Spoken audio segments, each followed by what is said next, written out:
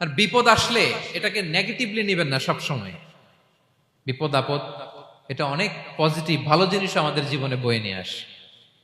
শাইখুল ইসলাম ইবনু তাইমিয়া আলাইহি রাহমা উনি বলতেন, খুব দামি কথা, খুব হেভি ওয়েট কথা, মনোযোগ দিয়ে শুনুন। তিনি বলতেন, যে নেয়ামত তোমাকে আল্লাহ থেকে দূরে সরায়, ওই নেয়ামতের চেয়ে বিপদ ভালো, যে বিপদ তোমাকে আল্লাহর দিকে ধাবিত করে।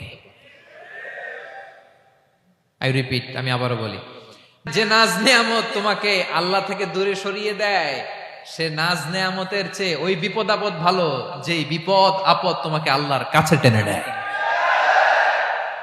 তাহলে বিপদ আপদ আসলে আপনি হতাশ হবেন? আর কখনো দুঃখ করবেন? মোয়ারের ভাইয়েরা, আর মন খারাপ করবেন?